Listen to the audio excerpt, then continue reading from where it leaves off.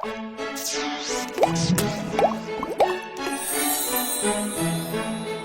स्वादिष्ट है बनाना तो PlayRecipes.com पे जरूर है आना।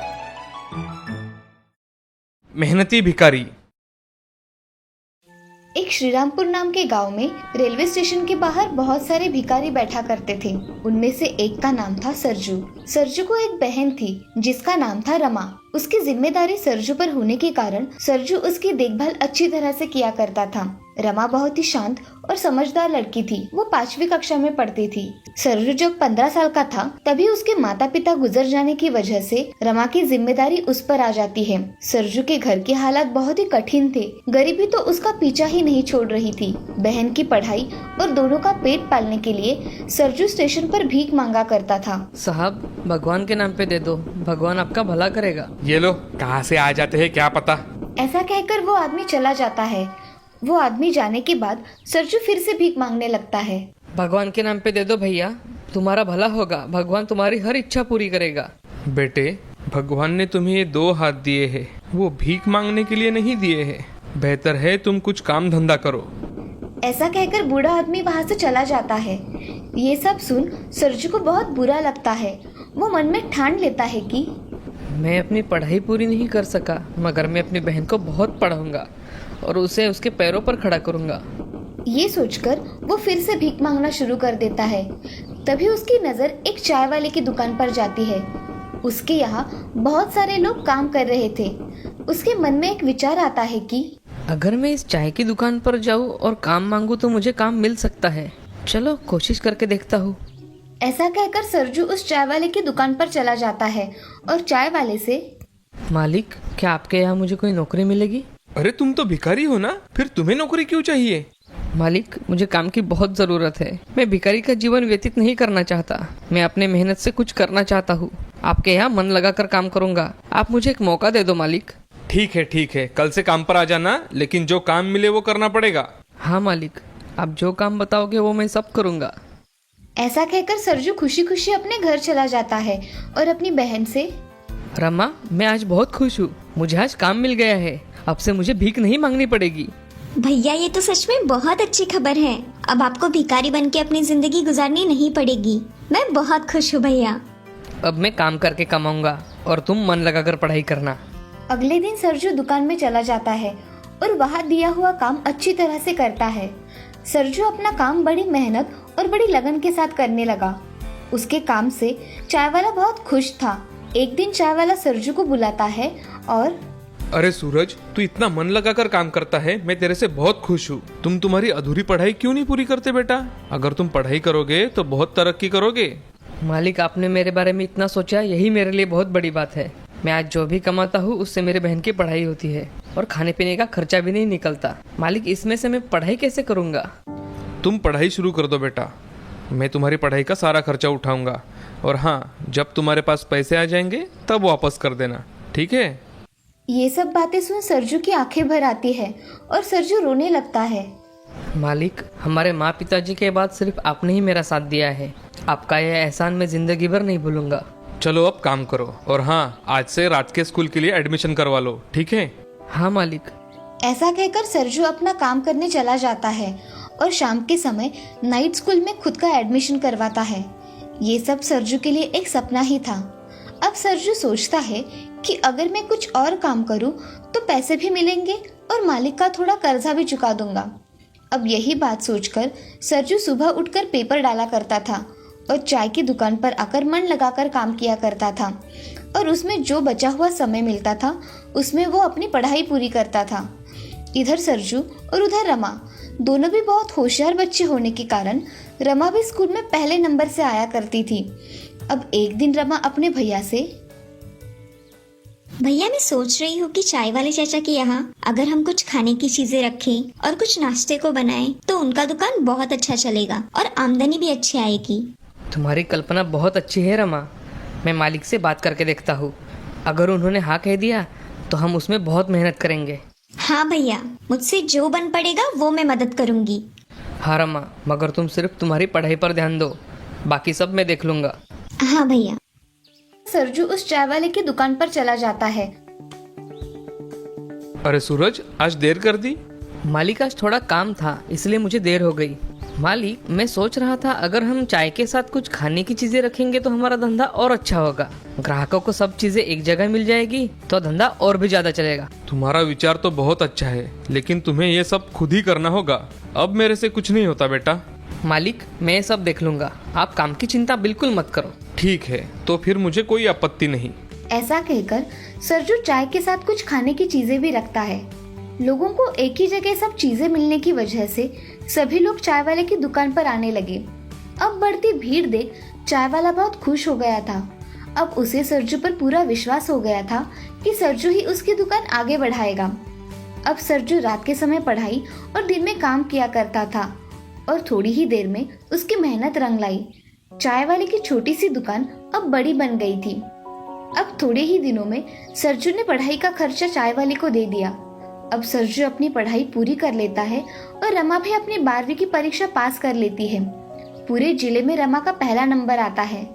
सरजू ने अपनी पढ़ाई पूरी करके चाय वाले की एक दुकान को 3 दुकानों में बदल दिया था।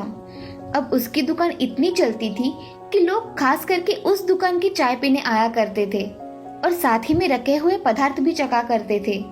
अब एक दिन चाय वाला, सूरज, तुमने तुम्हारे बलबूते पर इस चाय की छोटी सी दुकान को एक होटल में तब्दील किया है। ये सब तुम्हारे मेहनत का फल है बेटा। मालिक, ये सब आपकी ही कृपा है। अगर आप मुझ जैसे भिखारी को मदद ना करते और काम करने का मौका ना देते तो मैं यहाँ नहीं होता मालिक। चलो अब बहुत हो गया। सूरज, तुम्हें मौका देकर मैंने मेरी किस्मत चमकाई है। तुम्हारे वजह से ही मेरा चाय का धंधा छोटे से बड़ा बन गया। अब सूरज, उस चाय की दुकान में से एक दुकान तुम ही संभालो। आज से वो दुकान तुम्हारी ही है, समझो। जी मालिक, आप जैसा कहेंगे वैसा ही होगा। मैं वो दुकान अच्छे से संभालूंगा। अब सरजू और रमा पढ़ लिख कर बड़े बन जाते हैं और आज सरजू भिखारी से एक होटल का मालिक बन जाता है और रमा भी अपनी पढ़ाई पूरी करके एक अच्छे कंपनी में जॉब करती है। इस कहानी से हमें ये सीख मिलती है कि जिंदगी में हमेशा प्रयत्न करते रहना चाहिए। सफलता आपके कदम हमेशा चूमती है। वो कहते हैं ना, कोशिश करने वालों की कभी हार नहीं होती। कमलपुर नाम के गांव में एक नाजू नाम की लड़की रहा करती थी। उसके घर में उसकी माँ राधा और उसके पिताजी किशन रहा करते थे। उसके माँ और पिताजी ने उसका बहुत अच्छी तरह से पालन पोषण किया था। उसे किसी भी वस्तु की कमी नहीं पड़ने दी थी। उसके माँ और पिताजी बहुत मेहनती थे और इसी वजह से वो भी बहुत मेहनती थी। ऐसे ही दिन बीतते गए। दिन ब दिन नाजू बड़ी होने लगी। वो कॉलेज जाने लगी और कॉलेज के साथ साथ उसने केक बनाने का प्रशिक्षण भी पूरा कर लिया। मगर केक बनाने के लिए लगने वाला सामान बहुत महंगा होने के कारण वो घर में केक नहीं बना पाती थी। ऐसे ही कुछ साल बीत गए। उसकी शादी राहुल नाम के एक लड़के से हो गई। राहुल बहुत ही समझदार और सुलझा हुआ इंसान था। उन दोनों के विचार एक दूसरे से मिलते थे और वो राहुल के साथ बहुत खुश थी। लेकिन उन दोनों को पैसों की थोड़ी कमी पड़ रही थी। ऐसे ही एक दिन नाजू ने राहुल से कहा, मैं क्या कहती हूँ राहुल, मैं भी कुछ ना कुछ करूँ? अरे नाजू, तुम्हें जो करना है वो करो, मुझे क्यों पूछ रही हो? आप सच कह रहे हो? हाँ सच।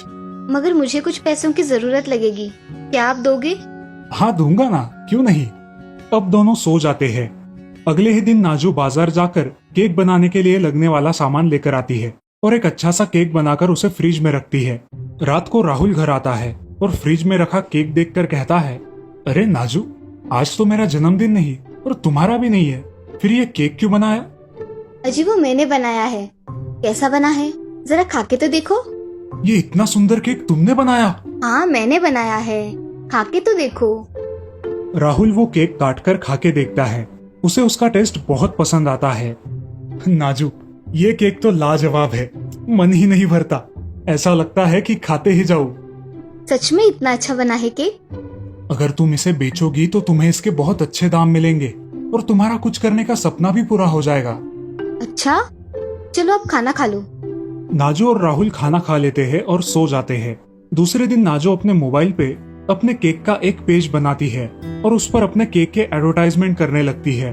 धीरे धीरे लोग उसे पहचानने लगते हैं और उसके पास कुछ ऑर्डर्स भी आने लगते हैं। उसके हाथों बनाए केक सबको पसंद आने लगते हैं। अब दिन ब दिन उसके ऑर्डर्स बढ़ने लगते हैं। राहुल, मैं क्या सोच रही थी, अगर हम एक दुकान किराए पर ले और उसमें केक बेचना शुरू करें तो? हाँ क्यों नहीं, मैंने तुम्हें कभी ना कहा है क्या? राहुल एक अच्छी सी जगह पर दुकान ढूंढता है और उसे किराए पर लेकर नाजू वहाँ केक बनाना शुरू कर देती है। उसका केक बनाने का व्यवसाय अच्छी तरह से चलने लगता है। वो उसमें पूरा दिन बिजी रहती थी और उसकी कड़ी मेहनत देखकर राहुल भी बहुत खुश हुआ करता था। नाजू की दुकान के सामने ही एक हलवाई वाले की दुकान थी। नाजू की दुकान पर हुई भीड़ देखकर वो नाजू पर बहुत जलता था। ऐसे ही एक दिन एक औरत नाजू के दुकान पर आई। मुझे 40 कपकेक देना। आज एकदम से 40? क्यों, कोई बर्थडे है क्या? मेरे बेटे का आज बर्थडे है, इसलिए स्कूल में बांटने के लिए चाहिए। अरे वाह, आज आपका बर्थडे है, ये लीजिए मेरी तरफ से chocolate. Thank you aunty. Wish you a very happy birthday dear. वो लड़का और वो औरत कप लेकर वहाँ से चले गए। नाजू के केक कम समय में ही बहुत फेमस हो गए थे और ये देखकर वो हलवाई वाला बहुत जल रहा था। एक दिन नाजू की दुकान पर एक अमीर आदमी आया। क्या आपका ही नाम नाजू है? जी हाँ, मेरा ही नाम नाजू है। क्या बात है? मेरे बेटे को आपके कपकेक बहुत पसंद आते हैं। क्या आप उसके बर्थडे के लिए 100 कपकेक बना के देंगी? जी हाँ, क्यों नहीं, मैं जरूर केक बना के दूंगी। आपको कौन से फ्लेवर के चाहिए? आप चाहिए तो ये केक टेस्ट करके देख सकते हैं। वो अमीर आदमी एक कप केक खा लेता है और ये केक तो बहुत ही लाजवाब है, मुझे यही पसंद आया है। आपको किस दिन ऑर्डर चाहिए? 10 तारीख को मुझे ऑर्डर चाहिए, आज से 3 दिन बाद। जी मिल जाएगा आपको। मैं 3 बजे तक आपकी ऑर्डर तैयार रखूंगी। जी ठीक है। वो अमीर आदमी वहाँ से चला जाता है और नाजो अपने काम में व्यस्त हो जाती है। ये सब वो सामने वाला हलवाई राम देख रहा था। उसे मन ही मन बहुत जलन होने लगी। इसका कुछ तो इंतजाम करना पड़ेगा, मैं इसके केक से सस्ते केक बनाऊंगा। अगले दिन राम उसकी दुकान पर सस्ते केक लगाता है और एक पर एक फ्री ऐसी ऑफर भी देता है। कुछ लोग वो ऑफर देखकर वहां चले जाते हैं, मगर केक की टेस्ट अच्छी ना होने के कारण वो लोग वापस नाजू के शॉप में चले जाते हैं। राम से कोई केक नहीं खरीदता और इस वजह से उसके मन में नाजू के प्रति बहुत नफरत पैदा हो जाती है। दूसरे दिन नाजू दोपहर से कपकेक बनाना शुरू कर देती है और रात होने तक सारे ऑर्डर पूरे कर देती है। रात को राहुल उसे लेने दुकान पर आता है। अरे नाजू, घर नहीं चलना है क्या कि केक ही बनाती रहोगी रात भर? नहीं जी, ऑर्डर के हैं, इसलिए बनाए हैं। बन गए ये सारे केक, चलिए अब घर चलते हैं। चलो। राहुल और नाजू वहां से चले जाते हैं। ये सब राम एक जगह छुपकर देख रहा था। जैसे ही उसने देखा कि नाजू दुकान से चली गई है, उसने दुकान की खिड़की से झांक कर देखा। उसे नाजू के बनाए सारे कपकेक दिखाई दिए और वो मन ही मन सोचने लगा, अगर इसके सारे कपकेक खराब हो जाए तो कितना मजा आ जाएगा और उन कपकेक की ऑर्डर मैं पूरी कर दूंगा। राम कुछ चूहों को लेता है और नाजू के दुकान के अंदर छोड़ देता है। चूहे सारे केक खराब कर देते हैं। अगले दिन सुबह ही राम अपनी दुकान खोलकर केक बनाने लगता है। जब नाजू दुकान पर आती है तो उसे ये सब देखकर जरा अजीब लगता है, क्योंकि राम कभी भी 10 बजे से पहले अपनी दुकान नहीं खोलता था। अब नाजू खुद का दुकान खोलकर देखती है। पूरी दुकान में चूहे फैल गए थे और नाजू ने मेहनत से बनाए हुए सारे कपकेक खराब हो गए थे। नाजू का पूरा शक राम पर चला गया। उसकी ऑर्डर देने में सिर्फ 3 घंटे बाकी थे और 3 घंटों में 100 कपकेक बनाना नामुमकिन था। मेरी ऑर्डर उसे मिल जाए, इसीलिए ये राम सुबह सुबह दुकान खोलकर केक बना रहा है। उसके दिमाग में एक ऐसी कल्पना आती है जिसके बारे में राम सोच भी नहीं सकता था। नाजू फिर से केक बनाने लगती है। अब वो एक बहुत बड़ा कीले के आकार का केक बनाने लगती है जो बच्चों को बेहद पसंद आएगा। कुछ ही समय बाद उस अमीर आदमी के घर से कुछ लोग केक की डिलीवरी लेने आते हैं। मैं उसके लिए एक स्पेशल केक बना रही हूँ, तो ये केक मैं ही लेकर आऊंगी। अब जाइए। अब राम उन आदमियों को रुकाकर बोलता है, मेरे पास उससे भी बढ़िया केक है, आप ये ले जाइए, इसमें आपको डिस्काउंट भी मिलेगा। वो लोग थोड़ा सोच में पड़ जाते हैं और बाद में राम के बनाए हुए कपकेक खरीद कर अपने घर ले जाते हैं। लेकिन पार्टी में राम के बनाए हुए केक किसी को पसंद नहीं आते। ये देख वो अमीर आदमी गुस्सा हो जाता है। ये केक कहाँ से लेकर आए हो? क्या ये नाजू की केक है? नहीं साहब, ये आगे की हलवाई की दुकान से ऑफर मिल रही थी, इसलिए हमने खरीद लिए। क्या तुम नाजू के शॉप में नहीं गए? उसने ऑर्डर देने से मना किया क्या? वो बोली कि आज का केक स्पेशल है, इसीलिए वो मैं ही लेकर आऊंगी। तो तुम ये क्यों लेकर आए? इसका टेस्ट कितना बकवास है। छोड़ो, मैं आज का दिन खराब नहीं करना चाहता। अब वो अमीर आदमी नाजू को फोन लगाता है। आप केक कब तक लेकर आने वाली है? बस कुछ ही देर में लेकर आऊंगी, आप चिंता मत करिए, बच्चे को केक बहुत पसंद आएगा। कुछ देर के बाद नाजू अपना बनाया हुआ कीले के आकार का विशाल केक लेकर उनके घर आती है और बच्चों के सामने उसे खोलती है। बच्चों को वो केक बहुत पसंद आता है। ये केक तो बहुत ही खूबसूरत है, इस केक को बनाने के लिए और मेरे बेटे का बर्थडे स्पेशल करने के लिए बहुत धन्यवाद। जी बच्चे को खुशी मिली, बस मैं उतने में ही खुश हूँ। ये लीजिए, हमारी ओर से आपको। धन्यवाद। वो अमीर आदमी नाजू को उसके केक के दुगने पैसे देता है। ये बात राम को भी पता चलती है और वो समझ जाता है कि वो नाजू का कभी कुछ नहीं बिगाड़ सकता। धीरे धीरे नाजू बहुत अलग अलग प्रकार के केक बनाने लगी और अपने व्यवसाय को बहुत ऊंचाइयों पर ले गई। राहुल को भी अपनी होनहार बीवी पर नाज था। इस कहानी से हमें ये सीख मिलती है कि हमें दूसरों की करतूतों पर ध्यान न देते हुए अपना काम पूरी निष्ठा से करना चाहिए। श्यामपुर नाम के शहर में शीला नाम की एक औरत रहा करती थी। वो बहुत मेहनत किया करती थी और मजदूरी करके अपना घर चलाती थी। उसकी बेटी का नाम था सीमा। सीमा होशियार थी, लेकिन थोड़ी आलसी किस्म की लड़की थी। लेकिन उसके पिताजी के देहांत के बाद शीला उसे ज्यादा कुछ बोला नहीं करती थी और इसी बात का फायदा उठाकर वो कोई भी काम करने में आलस किया करती थी। ऐसे ही एक दिन, अरे सीमा, जल्दी उठो, स्कूल जाने के लिए देर हो रही है। क्या माँ, हमेशा कुछ न कुछ बोलती ही रहती हूँ। सोने दो ना कुछ देर और। अगर स्कूल जाने के लिए देर हुई तो देख लेना। सीमा उठ जाती है और तैयारी करके स्कूल चली जाती है। स्कूल में जाकर भी उसे नींद ही आती है। वो खुली आंखों से सपने देखने लगती है, जिसके कारण उसका स्कूल में ध्यान ही नहीं रहता। ऐसे ही एक दिन स्कूल की टीचर शीला को स्कूल में बुला लेती है। आपकी बच्ची पढ़ाई में ध्यान नहीं देती, आपको उसकी तरफ ध्यान देना चाहिए। जी, मैं काम के लिए बाहर जाती हूँ, उसकी वजह से वो मेरी बात नहीं सुनती। आपको उसकी आलस की आदत निकालनी पड़ेगी। अच्छा, मैं कोशिश करके देखूंगी। ऐसा कहकर शीला वहाँ से निकल आती है। उसे सीमा की बड़ी चिंता लगी रहती थी। वो हमेशा उसी के बारे में सोचती रहती, लेकिन उसे कोई मार्ग नहीं दिखाई दे रहा था। ऐसे ही सोचते सोचते एक दिन वो एक मंदिर में जाकर भगवान से बोलती है, हे भगवान, मेरी बच्ची को सद्बुद्धि देना, उसे इस आलस से छुटकारा मिल जाए, बस इतनी ही मांग है मेरी। ऐसा कहकर शीला मंदिर के बाहर आती है और वहाँ से सीधे अपने काम पर जाती है। शीला एक लेडीज टेलर के यहाँ सिलाई का काम करती थी और कभी कभी काम बच जाता तो वो घर पर लेकर आती। ऐसे ही बहुत दिन बीत जाते हैं। एक दिन सीमा को बहुत डरावना सपना आता है। सपने में एक जगह वो चली जाती है जहाँ अलग अलग तरह के रंग बिरंगी फूल थे और खाने के लिए बहुत सारे फल और केक भी थे। वहाँ पर ये सब देखकर वो बहुत खुश हो जाती है। वाह, कितनी सुंदर है ये जगह। मैं तो यहाँ ही रहूंगी। कुछ खाने का टेंशन नहीं और यहाँ मुझे कोई नींद से उठाने भी नहीं आएगा। उसे केक पसंद होने के कारण वो पहले केक खाने जाती है, मगर हाथ लगाते ही वो केक गायब हो जाता है। ऐसे ही चलते चलते वो एक बड़ी झोपड़ी के पास जाती है। ये मेरे साथ क्या हो रहा है? मैं जिसे भी हाथ लगा रही हूँ वो गायब हो रहा है। ये कैसे? ऐसा सोचकर वो उस झोपड़ी के एकदम नजदीक जाती है और वहाँ जाकर देखती है तो एक बूढ़ी औरत खुद से बात कर रही थी। कोई भी चीज किसी काम के सिवा नहीं मिलती, ऐसे ही काम ना करके खाना गलत बात है। ये सब बातें सीमा सुन लेती है और उस बूढ़ी औरत से पूछती है, दादी, मैं यहाँ के पकवान क्यों नहीं खा सकती? यहाँ का नियम है कि कोई भी चीज बिना मेहनत की नहीं मिलती। अगर तुम्हें कुछ भी मेहनत नहीं करनी तो तुम उस दूसरे नगर में जा सकती हो। वहाँ तुम्हें जो चाहिए वो खाना मिलेगा। यहाँ रहना है तो काम करके खाना मिलेगा और कुछ नया सीखना भी पड़ेगा। तो नन्ही बच्ची, तुम्हें क्या पसंद है? यहाँ इस नगर में रहना या दूसरे नगर में रहना? जल्दी बोलो। मुझे यहाँ नहीं रहना। मैं उस नगर में जाना चाहती हूँ जहाँ मुझे कोई काम नहीं है और मैं दिन भर मजे से खा सकूंगी। ऐसा कहकर सीमा वहाँ से निकल जाती है और वो उस दूसरे राज्य में जाती है।